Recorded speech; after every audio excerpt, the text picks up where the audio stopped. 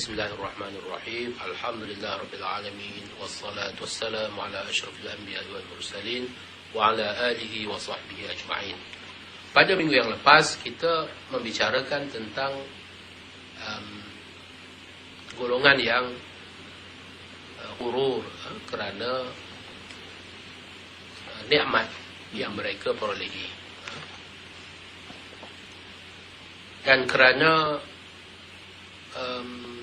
penangguhan azab, nikmat yang mereka perolehi, dan tiada sebarang azab, sengsara, kecelakaan yang mereka alami. Maka mereka menyangka itu adalah dalil, itu adalah tanda kepada kemuliaan Allah terhadap mereka, tanda Allah Ta'ala kasih dan sayang kepada mereka. Itu pandangan mereka yang ghurur, mereka yang terpedaya. Akan tetapi mereka yang dikurniakan basirah, mereka yang memiliki basirah, mereka yang memiliki pandangan batin, mereka yang mampu, yang dibukakan hatinya untuk melihat hakikat di sebalik apa yang zahir itu, melihat nikmat dunia itu dengan pandangan yang bimbang, dengan kebimbangan, kerana mereka tahu berapa ramai manusia yang telah rosak, yang telah alpa, yang telah dijauhkan daripada Allah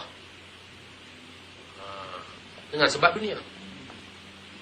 Jadi kalau begitu keadaannya, dunia itu bukan lagi nikmat, bahkan ia adalah merupakan hijab, dia adalah merupakan malapetaka, ia adalah merupakan suatu bentuk hukuman, petanda Allah Ta'ala benci kepada seseorang hamba itu.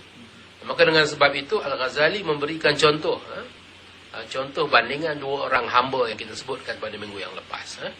Seorang tuan yang ada dua hamba, hamba yang dia sayang, yang itu dia jaga, dia suruh pergi sekolah, dia ajar disiplin, dia tidak benarkan main-main, dia suruh makan makanan yang baik saja, tak boleh makan makanan yang tertentu yang boleh mendatangkan mudarat, kerana dia sayang. Tapi yang dia tak sayang, dia tak pedulikan, dia biarkan saja, buatlah apa yang dia nak buat, ikutlah apa yang dia suka, dia tak payah pergi sekolah dan bersusah payah, dia boleh makan apa yang dia nak makan, dia boleh buat apa yang dia nak buat.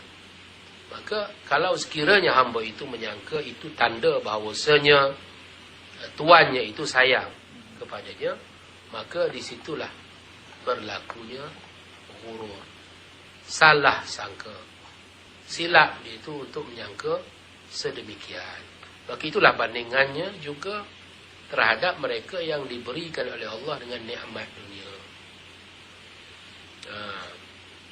Orang-orang yang soleh, orang-orang yang diberikan basirah, orang-orang yang memiliki pandangan batin, melihat kemiskinan, kefakiran itu sebagai petanda orang-orang yang soleh. Orang-orang yang terpedaya, apabila datang kepada mereka dunia, menyangka bahawa ia adalah kemuliaan yang dikurniakan Allah kepadanya. Itu orang-orang yang terpedaya. Dan apabila nikmat itu diambil darinya, maka mereka menyangka itu adalah kehinaan. Sebaliknya,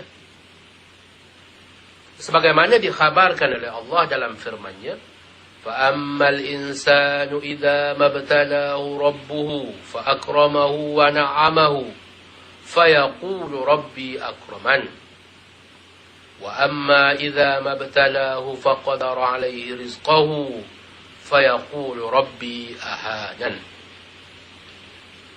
Dalam pada itu manusia tidak menghiraukan balasan akhirat. Oleh yang demikian, Maka kebanyakan manusia apabila diuji oleh Tuhannya dengan dimuliakan dan dimewahkan hidupnya, dia tidak mahu bersyukur, tetapi terus bersikap takbur serta berkata dengan sombongnya, Tuhanku telah memuliakanku. Itu bila diberikan kemewahan, bila diberikan kesenangan dunia, maka dia kata Tuhanku telah memuliakan aku. Dan sebaliknya apabila dia diuji oleh Tuhannya dengan disempitkan rezekinya, dia tidak bersabar, bahkan dia resah gelisah serta merepek dengan katanya, Tuhanku telah menghinakanku.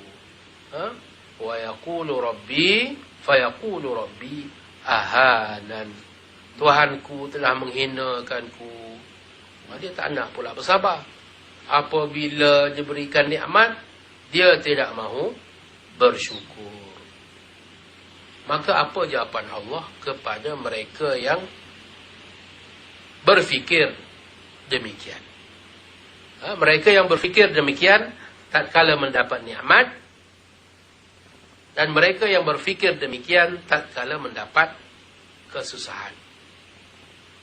Maka jawab Allah, kalla. Artinya, perkara sebenarnya bukanlah seperti yang dia katakan. Kalla. Tidak. Bukan demikian. Yang sebenarnya bukan demikian. Itu makna kalla. Dalam bahasa Arabnya sepatah tu je. Kalla. Dalam bahasa Melayu kalau kita nak terjemahkan, yang sebenarnya bukan demikian. Sesungguhnya ia adalah semata-mata ujian. Nikmat pun ujian, kesusahan pun ujian. Dua-duanya adalah merupakan ujian. Dan kita memohon perlindungan Allah daripada diberikan ujian-ujian yang buruk, dan memohon darinya ketetapan hati tatkala diberikan ujian. Kata Al-Hasan dalam mentafsirkan ayat di atas, maksud Al-Hasan di sini adalah Al-Hasan Al-Basri rahimahullah. Al-Hasan Al-Basri rahimahullah. Beliau adalah merupakan seorang tokoh yang terpenting dari kalangan At-Tabi'in, yang dikenali kerana ketakwaan dan kezuhudannya. Hasan Al-Basri dilahirkan di Madinah 9 tahun setelah kewafatan Rasulullah sallallahu alaihi wasallam dan meninggal dunia di Basrah. Kata Hasan Al-Basri dalam mentafsirkan ayat di atas, Allah telah menafikan kebenaran kedua-dua sangkaan dengan katanya kalla, yang bermaksud yang ini bukan kemuliaan dariku, manakala yang itu bukan penghinaanku. Maknanya kedua-dua itu hanyalah merupakan sangkaan sahaja. Apa saja nikmat yang kau terima, itu bukan tanda engkau mendapat kemuliaan daripadaku. Apa sahaja kesusahan, malapetaka, bencana, kesusahan yang kau terima dariku, maka itu bukan tanda penghinaan aku. Itu maksud kalla dalam ayat yang kita bacakan sebentar tadi. Orang yang mulia, kata Hasan Al-Basri dalam mentafsirkan ayat ini, adalah orang yang aku muliakan dengan mentaatiku. Tidak kira sama ada dia kaya atau fakir. Yang hina pula adalah yang aku hinakan dengan membiarkannya melakukan maksiat kepadaku. Tidak kira sama ada dia kaya ataupun fakir. Ini adalah merupakan tafsiran yang sangat jelas maksudnya, menjelaskan maksud sebenar yang terkandung dalam firman Allah Azza wa Jal, kalla. Itu maksud kalla itu, maknanya kemuliaan yang sebenar itu bukan terletak kepada nikmat dunia. Kerana kemuliaan yang sebenar di sisi Allah itu adalah orang yang dia muliakan dengan ketaatan. Jadi kalau orang itu taat kepada Allah, maka dia itulah orang yang mulia. Inna akramakum indallahi atqakum. Orang yang taat kepada Allah, maka dialah orang yang mulia di sisi Allah. Orang yang dimuliakan oleh Allah. Tak kira lah dia miskin ataupun kaya. Tak jadi soal. Dan orang yang hina di sisi Allah adalah sebaliknya. Iaitu orang yang dia biarkan lakukan maksiat kepadanya. Tak kira lah sama ada dia kaya ataupun miskin. Tak jadi soal dia kaya ataupun miskin. Kalau sekiranya dia hidup di dalam maksiat dan melakukan kemungkaran, maka ketahuilah bahawasanya orang itu telah dihinakan oleh Allah Azza wa Jalla. Ghurur yang begini, penawarnya adalah dengan mengenali tanda-tanda kemuliaan dan kehinaan. Oleh sebab itu, maka kita nak kena kenal apa dia tanda kemuliaan. Nak juga kena kenal apa dia tanda kehinaan. Sama ada melalui pandangan batin, yakni basirah, ataupun melalui taklid. Taklid maknanya melalui apa yang kita lihat daripada Al-Quran, apa yang kita lihat, pelajari daripada hadis-hadis Nabi, apa yang kita dengar daripada pesanan-pesanan para alim ulama. Yang tu kita namakan sebagai taklid.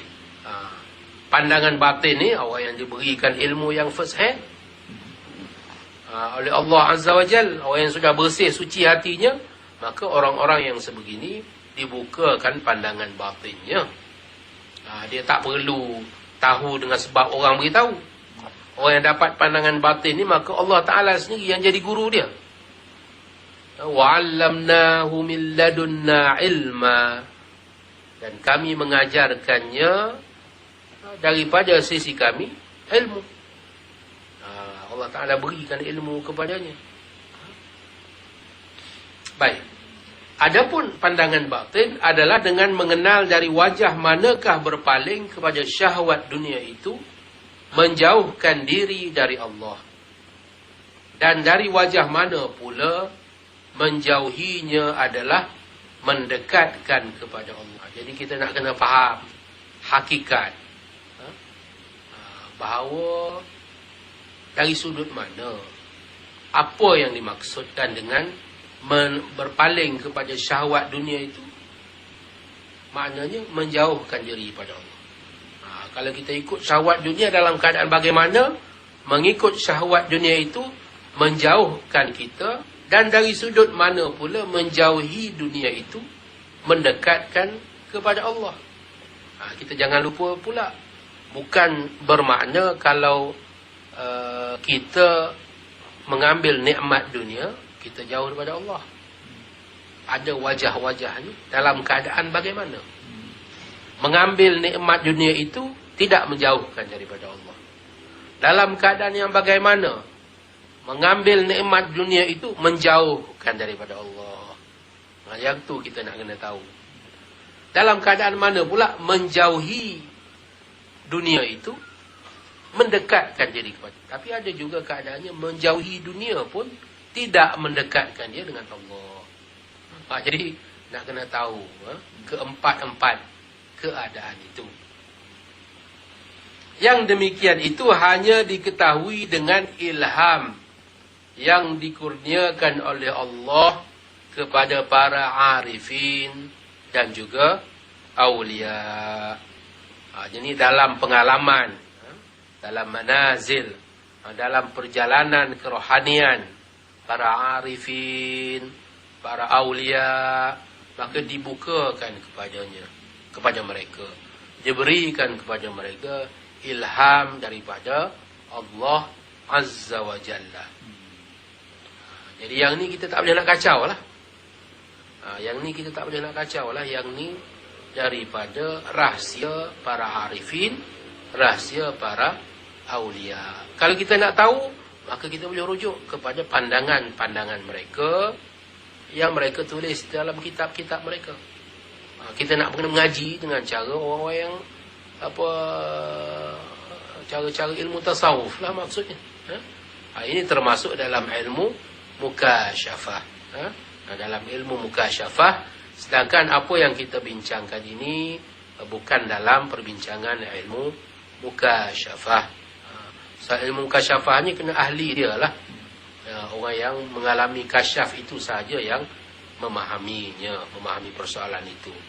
Yang kita bahaskan di sini adalah ilmu muamalah. Ilmu yang boleh menyediakan kita untuk beramal.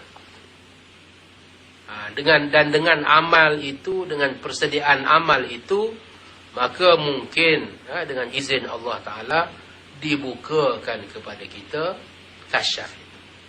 Dibukakan kepada kita ilham itu kelak. Jadi ilmu ini yang lebih utama, kerana ilmu ini yang menyediakan kita. Ilmu mukasyafah tak boleh nak tuntut.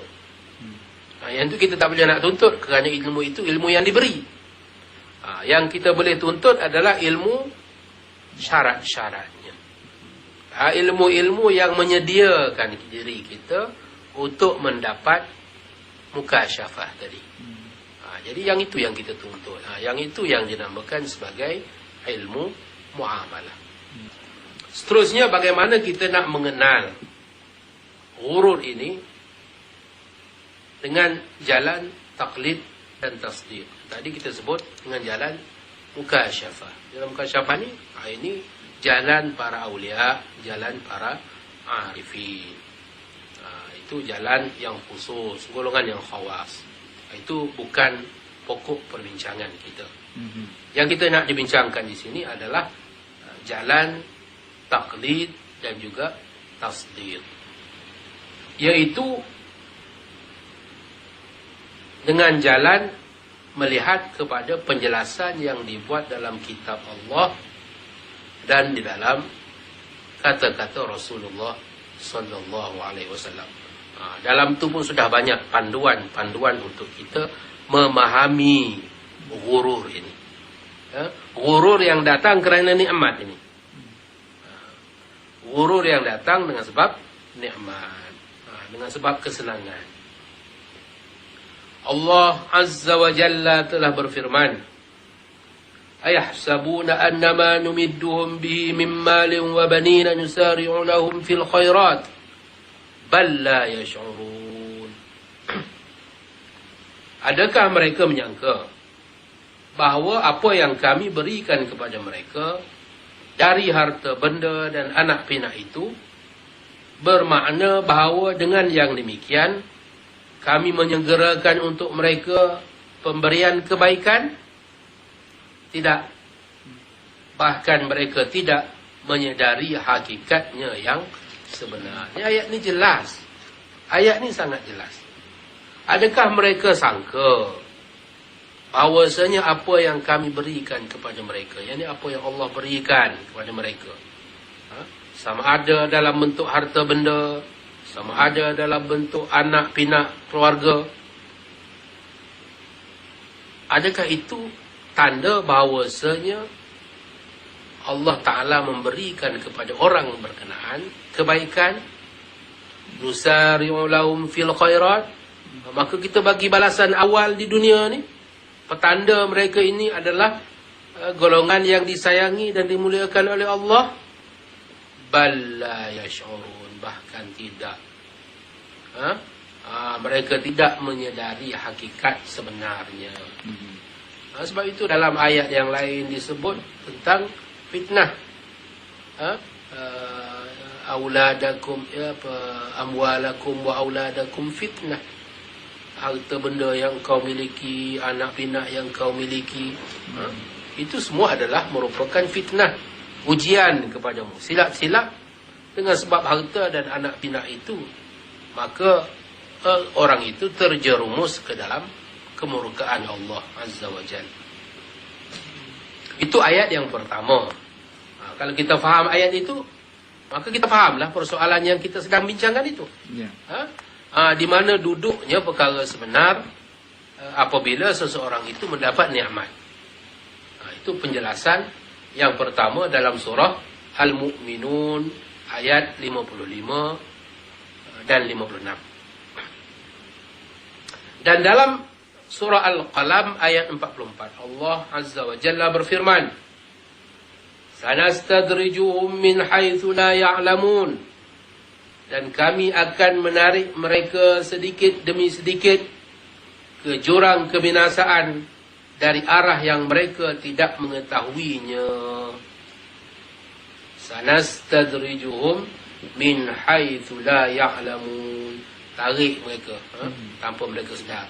Tarik sikit-sikit, jatuh ke dalam lubang, dalam jurang kebinasaan tanpa mereka ketahui. Ingat selamat, tapi rupa-rupanya tidak. Itu dalam surah Al-Qalam. Dan firman-Nya lagi, "Fatahna 'alaihim abwaaba kulli syai'in hatta idza farihu bima utu akhadnahum baghtatan fa idza hum mublisun." Kami bukakan kepada mereka pintu-pintu segala kemewahan dan kesenangan, sehingga apabila mereka bergembira dan bersukaria dengan segala nikmat yang diberikan kepada mereka, kami timpakan mereka secara mengejut dengan bala bencana yang membinasakan. Maka mereka pun berputus asa dari mendapat sebarang pertolongan. Ini lebih dahsyat. Ini lebih dahsyat dan lebih jelas. Maka Allah Ta'ala sengaja beritahu kepada sesetengah manusia itu, Dia sengaja bukakan kepada mereka pintu-pintu kemewahan dan kesenangan. Bagi dia enjoy, bagi dia nikmat sebanyak-banyaknya. Dan dia sangka itu adalah tanda kemuliaan. Dia sangka itu adalah tanda kasih sayang Allah kepadanya. Maka dia pun bergembira, dia pun bersukaria. Hatta idza farihu bima utu. Mereka bergembira dan mereka bersukaria dengan segala nikmat yang diberikan kepada mereka, sehingga lupa kesudahan. Akhadnahum baghtatan. Kami timpakan kepada mereka secara mengejut dengan bala bencana yang membinasakan. Ini banyak berlaku. Kalau kita nak ambil pengajaran, sangat banyak berlaku. Fa idzahum mublisun. Maka mereka pun berputus asa dari mendapat sebarang pertolongan.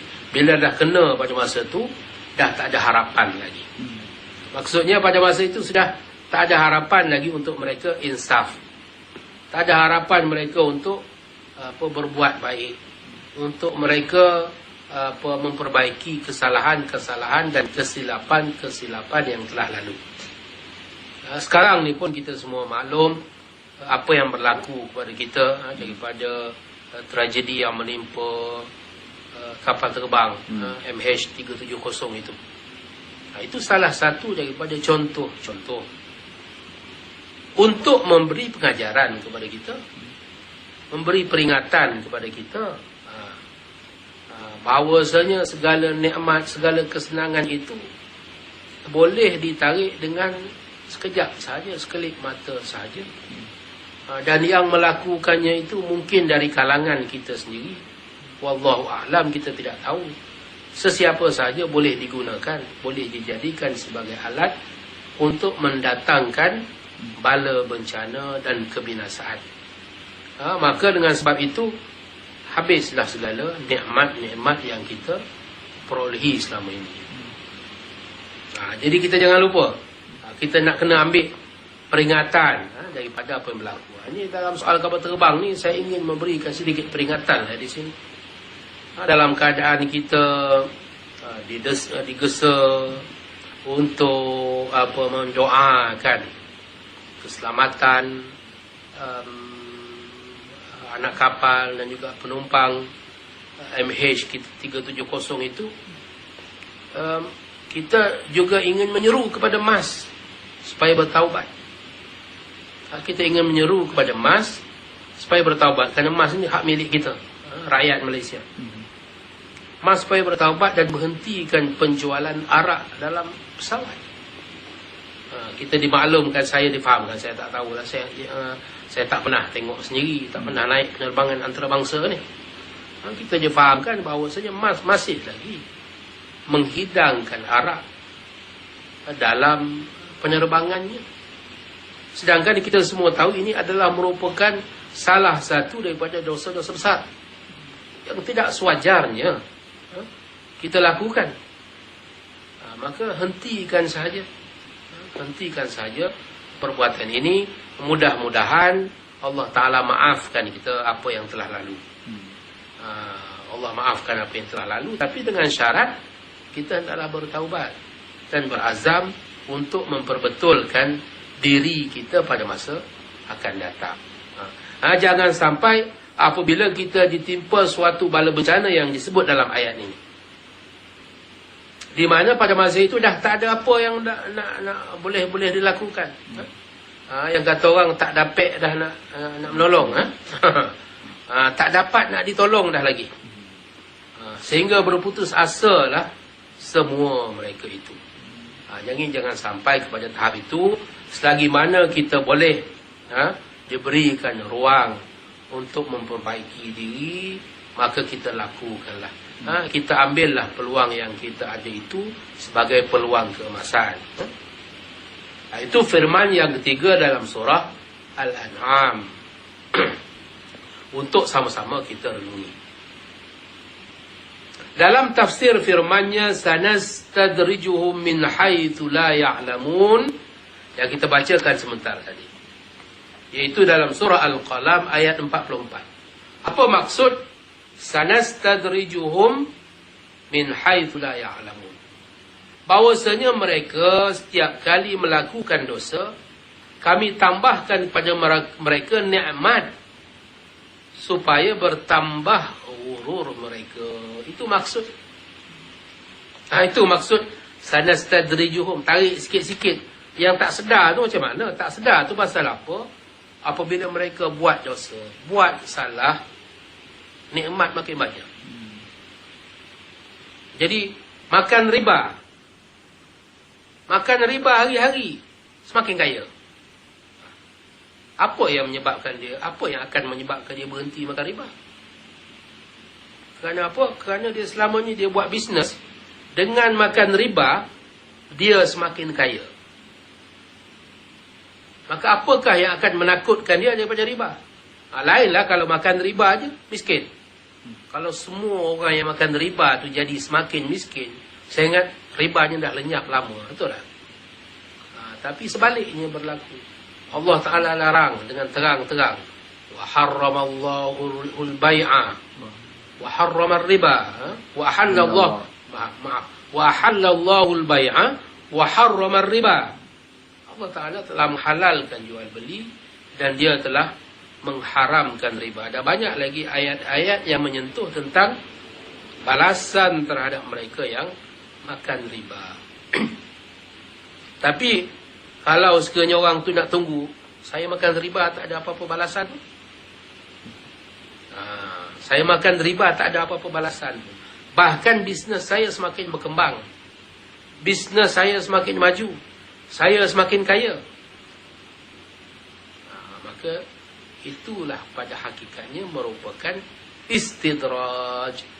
Yang dimaksudkan di sini, bahawasanya setiap kali mereka melakukan dosa, maka kami tambahkan kepada mereka nikmat supaya bertambah ghurur mereka. Riba itu tidak ada ragu kepadanya merupakan dosa. Bukan sahaja dosa, bahkan itu adalah merupakan dosa yang besar. Maka barang siapa yang